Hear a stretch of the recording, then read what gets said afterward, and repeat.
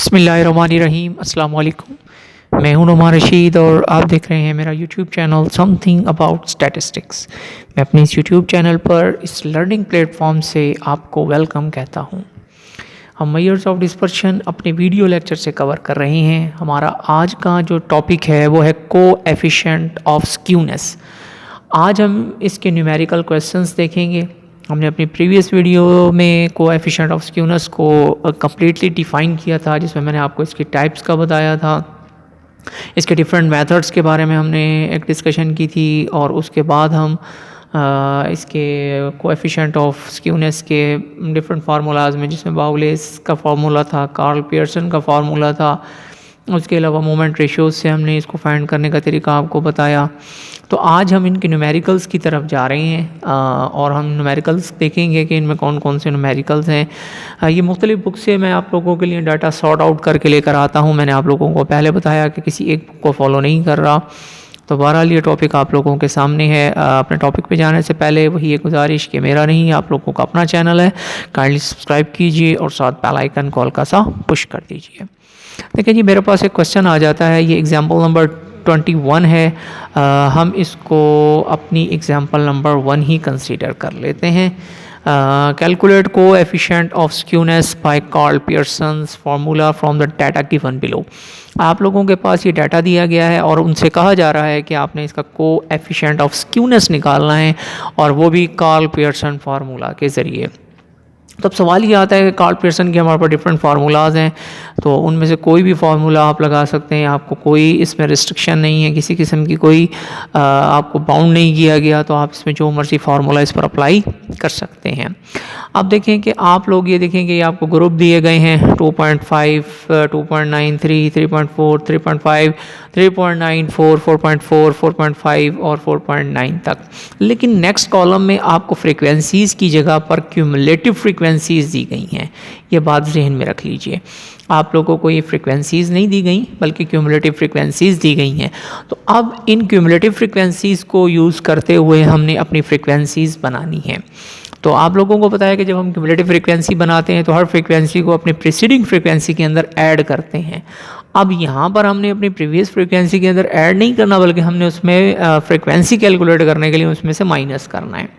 तो अब क्या है जी, पहली क्यूमुलेटिव फ्रीक्वेंसी 22 है, दूसरी क्यूमुलेटिव फ्रीक्वेंसी 50 है, फिर इसी तरह 98 है, फिर 140 है, 210 है।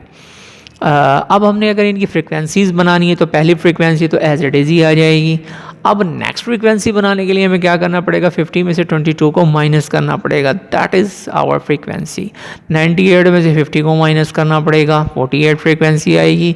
140 में से 98 माइनस होगा, 42 आएगा। इसी तरह 210 में से 140, तो हमारे पास 70 आ जाएगी। तो सबसे पहले आप अपनी फ्रीक्वेंसीज़ को कंप्लीट कर लीजिए। जब फ्रीक्वेंसीज़ आपके पास कंप्लीट हो जाएंगी तो नेक्स्ट स्टेप पे हमने जाके कैलकुलेशंस अपनी देखनी है। अब देखिए कि मैं इस फार्मूले को जो है फार्मूला जो लगा रहा हूँ वो ये वाला फार्मूला यूज़ कर रहा हूँ, arithmetic mean minus mod over standard deviation. तो आप लोगों ने सबसे पहले क्या करना है जी, यहाँ पर अर्थमेटिक मीन कैलकुलेट करना है, फिर मॉड कैलकुलेट करना है और फिर उसका स्टैंडर्ड डेविएशन कैलकुलेट करेंगे। तो मॉड कैलकुलेट करने के लिए आपको क्लास बाउंड्रीज़ की ज़रूरत पड़ेगी। आपको ये वाला कॉलम्स लाजमी बनाना पड़ेगा। तो आप फर्स्ट ऑफ ऑल अपने इस कॉलम की तरफ चले जाएं। तो इस कॉलम को बनाने के लिए आप लोगों को जो जो कैलकुलेशंस की ज़रूरत पड़ेगी वो आपके सामने है। मैंने उसको कैसे कॉलम बनाया है वो आप देख सकते हैं जी। तो सबसे पहले तो जी आप 3.0 में से 2.9 का डिफरेंस लें, माइनस करें, यानी कि 2 पे डिवाइड करें। जो आंसर आएगा उसे फर्स्ट में से माइनस करें और सेकंड में ऐड करें। फर्स्ट में माइनस, सेकंड में ऐड, फर्स्ट में माइनस, सेकंड में ऐड, और यूँ हमारी ये क्लास बाउंड्रीज बन जाती हैं। अब अर्थमेटिक मीन लेने के लिए ऑब्वियसली हमें एक्स का कॉलम बनाना पड़ेगा, और एक्स का कॉलम आप लोगों को पता है हम कैसे बनाते होते हैं। ये मिड पॉइंट होते हैं और इनको ऐड करके हम इनकी तादाद पर डिवाइड कर देते हैं। यानी कि 2.5 को ऐड करेंगे 2.9 को के साथ, और दोनों को ऐड करके यानी कि हम 2 पे डिवाइड कर देते हैं। यानी कि 2.5 प्लस 2.9 जो आंसर आएगा उसको कैलकुलेटर पर हम 2 पे डिवाइड करेंगे तो 2.7 आएगा। फिर हमें एफ का कॉलम बनाना पड़ेगा, और सेम एज़ हमें मीडिया स्टैंडर्ड डेविएशन के लिए हमें एफ का स्क्वायर बनाना पड़ेगा। याद रखिएगा, ये बार बार स्टूडेंट्स को बताते होते हैं कि ये एक्स का स्क्वायर है और फिर एफ के साथ मल्टीप्लाई मल्टीप्लाई है, यानी कि आपको यहाँ पर x का स्क्वायर लेना पड़ेगा और फिर f के साथ मल्टीप्लाई करना पड़ेगा। आप मेरी प्रीवियस वीडियोज़ को देखिएगा, उसमें मैंने ये सारी कैलकुलेशन आप लोगों के लिए बनाकर रखी हुई हैं। इसमें आप फिर अर्थमेटिक मीन पे जाएंगे जी, तो अर्थमेटिक मीन का कैलकुलेशन आप लोगों के सामने है, कोई नई चीज़ नहीं है, सिर्फ फार्मूलाज के अंदर आपने वैल्यूज़ को रिप्लेस करना है और स्टैंडर्ड अर्थमेटिक मीन कैलकुलेट कर लेना है। बिल्कुल इसी तरह आपने स्टैंडर्ड डेविएशन के लिए भी कैलकुलेशन करनी है जी, कोई नई चीज़ नहीं है, आप इजीली इनकी कैलकुलेशन कर सकते हैं। फार्मूले मैंने आप लोगों के सामने बना कर रख दिए हैं, 1 बाय 1 कैलकुलेशन है। आपने ये वाली वैल्यू रिप्लेस करनी है, समीशन एफ़ की जगह पर 210 आएगा, समीशन एफ़ की जगह 832 आएगा और समीशन एफ़ 210 आ जाएगा। इसको आप कैलकुलेट करेंगे तो आपके पास स्टैंडर्ड डेविएशन आ जाएगा 0.6732, 0.673, ये हमारे पास इसका अर्थ ये स्टैंडर्ड डेविएशन आ जाएगा। अब तीनों कैलकुलेशंस आपके पास आ जाती हैं, तो आपने मॉड भी देखना है जी। मॉड का फॉर्मूला क्या है, L plus F M minus F M, F M minus F one over 2FM minus F1 minus F2। तो बेसिकली ये 2FM मैंने आपको बताया था कि कैसे हमने इसको चेंज किया था, FM दो थे हमारे पास, तो ऐड होकर ये FM बन जाता है। तो बहरहाल आप लोगों ने इसका मॉड भी इसी तरह से ही कैलकुलेट कर लेना है जैसे हमने अपनी पिछले कैलकुलेशन में मॉड को फाइंड आउट किया था। तो मॉड भी जब आ जाता है तो सिंपल इज़ दैट, आप लोगों ने जस्ट करना क्या है कि आपने इसके अंदर वैल्यूज़ को रिप्लेस करना है और कोएफिशिएंट ऑफ स्क्यूनेस का आंसर ले लेना है। अब एक्स बार की जगह पर 3.96 आपके पास आएगा जी, ये हमारे पास 3.96 आया हुआ है जी, और मॉड की जगह पर हम 4.59 लगाएंगे जी, तो ये आ जाएगा, और स्टैंडर्ड डेविएशन 0.673। तो जब हम कोएफिशिएंट ऑफ स्क्यूनेस का आंसर देखते हैं तो 0.9 माइनस 0.936 आ जाता है, that is our coefficient of skewness. अब आपको पता होना चाहिए कि इसका आंसर जो है कोएफिशिएंट ऑफ स्क्यूनेस का नेगेटिव में आता है। तो जिसका आंसर नेगेटिव में आए, तो मैंने आप लोगों के बात यही बताई थी कि आप नेगेटिव में आने की वजह से हम ये राइट डाउन करेंगे कि coefficient of skewness is negative, therefore the distribution is negatively skewed.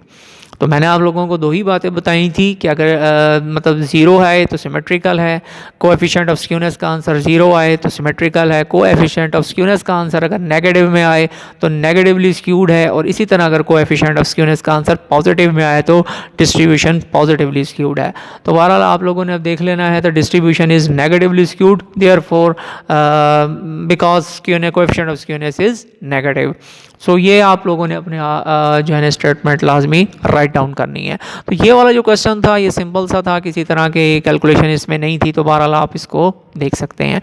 इसके बाद मैं जी इसको एग्जांपल नंबर 2 ही कंसीडर करता हूँ। इसमें बाउलेस फार्मूला है, तो ऑब्वियसली आप इसमें Q3 भी कैलकुलेट करेंगे, Q1 भी कैलकुलेट करेंगे और Q2 या मीडियन भी कैलकुलेट कर लेंगे, और उसके बाद आपने कैलकुलेशन जो करनी है उनके जो कॉलम्स हैं वो आप लोग देख सकते हैं। मैंने इसमें सारी की सारी कैलकुलेशन आप लोगों के लिए बना के रखी हुई हैं। Q1 पर जाएंगे तो आप लोगों को L plus H by F N by 4 minus C का फॉर्मूला लगाना पड़ेगा। फर्स्ट ऑफ ऑल आपको n को 4 पे डिवाइड करना है, जो हम एज यूजुअल करते आते हैं, फिर हमारे पास ये सारी कैलकुलेशन इसकी बन जाती हैं। इसमें कोई प्रॉब्लम आपको आई होप के नहीं होगी। तो ये कैलकुलेशंस हैं, बेसिक कैलकुलेशंस ही हैं, ये वही कैलकुलेशंस हैं जो हमने चैप्टर नंबर 3 में अपने की थी। तो बहरहाल ये रिवीजन है आप लोगों की 4th चैप्टर की, इसलिए बार बार रिपीट करने से बेहतर है कि आप इसको एक बार देख लीजिए। तो अब इसमें कोएफिशिएंट ऑफ स्क्यूनेस का आंसर जो आता है वो 0.000055 आता है, जो कि राउंड करके अगर हम देखें तो ये 0 ही बनता है। तो 0 बनने की वजह ये होती है कि हमारे पास ये डिस्ट्रीब्यूशन जो है जी सिमेट्रिकल है। अब आप राइट डाउन कर सकते हैं इसकी स्टेटमेंट कि डिस्ट्रीब्यूशन इज़ सिमेट्रिकल। तो ये सिमेट्रिकल है जी हमारे पास, और ये सिमेट्रिकल है जी। और सिमेट्रिकल क्यों है डिस्ट्रीब्यूशन? क्योंकि हमारे पास इसका जो आंसर आता है कोएफिशिएंट ऑफ स्क्यूनेस का वो 0 आ रहा है। तो 0 आने की वजह से अब डिस्ट्रीब्यूशन इज़ सिमेट्रिकल। तो ये आप स्टेटमेंट लिख सकते हैं। बस ये याद रखिएगा कि जब हमारे पास जो भी आंसर आता है उसके अकॉर्डिंग आपने अपनी डिस्ट्रीब्यूशन के बारे में इंफॉर्मेशन लाजमी देनी है। क्वेश्चन नंबर 36 है जी, ये मोहसिन स्टैटिस्टिक्स है। बेसिकली ये क्वेश्चन वहाँ से लिया गया है। तो आप इस क्वेश्चन को देख लें। बहरहाल मैं इसको क्वेश्चन नंबर 3 कंसीडर कर लेता हूँ, क्योंकि वो एग्जांपल 213 थी, ये क्वेश्चन कह लें या इसको एग्जांपल ही कह लें। तो बहरहाल ये 3 में इसको कंसीडर कर रहा हूँ। इसमें शॉर्ट क्वेश्चंस आएंगे, बेसिकली आप इनको ज़रा देखते जाएं। मैं इसमें ज़रा शॉर्ट क्वेश्चन भी आपके लिए कवर कर रहा हूँ और लॉन्ग क्वेश्चंस भी। अब देखेंगे इसमें क्या है कि इन अ सिमेट्रिकल डिस्ट्रीब्यूशन, अगर डिस्ट्रीब्यूशन हमारे पास सिमेट्रिकल है तो उसमें Q1 भी आपको गिवन है और Q3 भी गिवन है। अब वो कहते हैं कि फाइंड मीडियन, आपने इसमें मीडियन फाइंड करना है। तो स्टूडेंट्स ये याद रखिएगा कि अगर डिस्ट्रीब्यूशन सिमेट्रिकल होना तो मीडियन हमेशा इस तरह से आप लोगों ने कैलकुलेट करना है, यानी कि Q3 और Q1 को ऐड करना है और उसे 2 पे डिवाइड कर देना है। यानी कि Q3 क्या आएगा जी 36.94 और Q1 हमारे पास क्या आएगा 16.84। आपने दोनों को ऐड करना है और 2 पे डिवाइड करना है। इसकी लॉजिक मैंने आप लोगों को पहले भी बता रखी है। उसकी लॉजिक सिर्फ इतनी आती है कि हमारे पास जो सिमेट्रिकल डिस्ट्रीब्यूशन होती है ना, ये इक्विडिस्टेंट होंगे हमारे पास क्वार्टाइल्स, यानी कि मीडियन जो कि सेंटर में आता है, जो कि बेसिकली मीन ही कहलाएगा या मॉड कहलाएगा। तो Q3 और Q1 का जो डिस्टेंस होगा ना वो सेम होगा हमारे पास in case of symmetrical distribution. अगर वो डिस्ट्रीब्यूशन सिमेट्रिकल नहीं है तो फिर ये डिफरेंस भी सेम नहीं होता। तो इन शॉर्ट मीडियन कैलकुलेट करने के लिए अगर डिस्ट्रीब्यूशन सिमेट्रिकल है तो आप क्या करेंगे, Q3 और Q1 को ऐड करके 2 पे डिवाइड कर देंगे और हमारा मीडियन आ जाता है। बस ये याद रख लीजिएगा इन केस ऑफ सिमेट्रिकल डिस्ट्रीब्यूशन। इसके बाद ये आगे चलते हैं, बड़ा इंटरेस्टिंग से शॉर्ट क्वेश्चंस हैं, शॉर्ट क्वेश्चन कहें या लॉन्ग कहें, बहरहाल ये बड़े इंपॉर्टेंट से टॉपिक हैं। Lower and upper quartiles of the distribution, ये लोअर क्वार्टाइल है और इसी के साथ हमारे पास ये अपर क्वार्टाइल भी दिया हुआ है। आगे वो मीडियन भी कैलकुलेट दिया हुआ है, उन्होंने खुद ही सारी कैलकुलेशन हमें कर दे दी है। अब हमसे सिर्फ वो ये पूछना चाह रहे हैं कि जी बताएं आप कि इसका कोएफिशिएंट ऑफ स्क्यूनेस क्या है। तो ऑब्वियसली आपके पास ये क्वार्टाइल्स हैं तो क्वार्टाइल से ही हम इसको कैलकुलेट करेंगे। तो आपको पता होना चाहिए इसमें बाउलेस का फार्मूला लगेगा, तो आप बाउलेस फार्मूला सिंपल अप्लाई कर सकते हैं। स्क्रीन पर आप नोट डाउन कर लीजिए, ये क्वेश्चन आप लोगों को मिल जाएगा। बहरहाल वो क्वेश्चन था, मैंने इसको अब 4 बना देता हूँ। एग्जाम्पल 4 बन गई हमारे पास, ये क्वेश्चन 4 बन गया। तो आप लोग इसको सॉल्व कर सकते हैं जी। स्क्यूनेस है Q3 + Q1 - 2Q2 / Q3 - Q1। तो खुद कैलकुलेट कर लीजिएगा, मैंने कैलकुलेशन करके आंसर निकाला हुआ है, 0.12 है। तो आप देख लीजिएगा कि ये पॉजिटिवली स्क्यूड डिस्ट्रीब्यूशन है जी। एक क्वेश्चन और है, मैं इसको अब 5 बना लेता हूँ ताकि आपको आसानी लगे। तो अब क्या है जी, if 75% values are above 30, 25% are below 40, while P50 is 36। तो P50 पहले देख लीजिए, P50 किसको कहते हैं हम, P50 या Q2 एक ही चीज़ है। तो बुनियादी तौर पर हमारे पास ये Q2 ही दिया हुआ है या मीडियन दिया हुआ है। अब आप लोगों को पता होना चाहिए कि अबव यानी कि 75 वैल्यूज़ आर अबव 30। तो 75 से अबव यानी कि ये मिसाली तौर पर हमने आपको पहले बताया था जब हम क्वार्टाइल को डिस्कस कर रहे थे अपने 3rd चैप्टर में। तो मैंने आपको बताया था 25% की 4 वैल्यूज़ यानी कि 3 वैल्यूज़ बनती है और 4 पार्ट हमारे पास हो जाता है। तो बुनियादी तौर पर जो Q1 होता है उसके अबव 75% डाटा लाई करता है। तो असल में ये Q1 को इंडिकेट कर रही है वैल्यू 30। बिल्कुल इसी तरह करके ये Q2 को रिप्रेजेंट कर रही है और ये वैल्यू जो है क्योंकि उसके अबव जो है वो 25% है तो बेसिकली ये Q3 को रिप्रेजेंट कर रही है। आप इनको वैसे भी देखकर अंदाज़ा लगा सकते हैं कि सबसे छोटी वैल्यू है, उसके बाद सबसे बड़ी है और फिर ये सबसे बड़ी है। तो ये बेसिकली ये Q1 है, ये Q3 है, Q2 है और हमारे पास 40 जो है वो हमारा Q3 है। 30 Q1 होगा जी, Q2 हमारा 36 होगा और Q3 हमारे पास 40 होगा।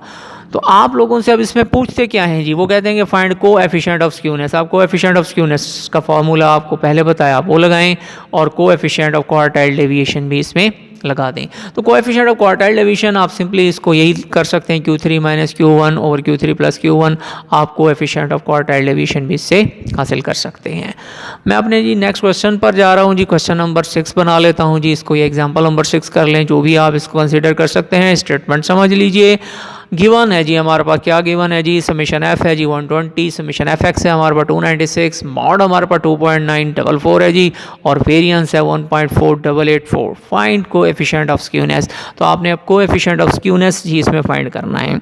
तो अब आपको ये पता हो जाना चाहिए कि इसमें हम लोग मॉड वाला फार्मूला लगाएंगे, यानी कि mean minus mod over standard deviation. अब हमने ये वाला फार्मूला इस पर अप्लाई करना है।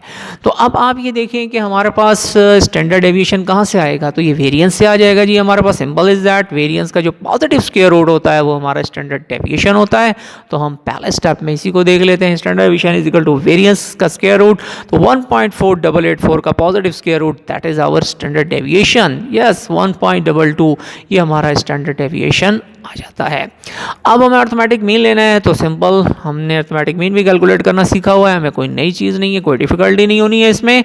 296 को अगर हम 120 पे डिवाइड करते हैं तो हमारे पास अर्थमेटिक मीन आने लगा है और वो है 2.466। यस, तो स्क्यूनेस का कोएफिशिएंट ऑफ स्क्यूनेस का फार्मूला अब आपके लिए रेडी है जी।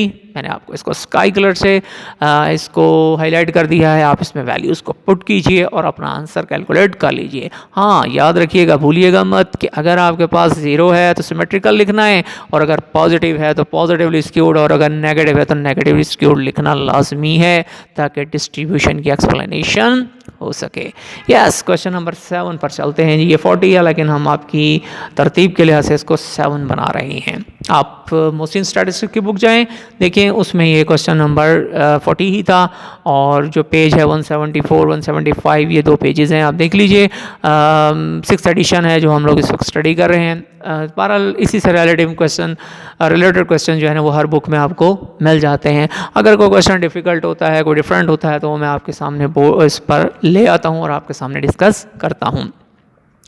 इसको ज़रा सवाल को समझ लीजिए जी। पियर्सन कोएफिशिएंट ऑफ स्क्यूनेस हमारे पास गिवन है, जिसका आंसर 0.32 दिया हुआ है।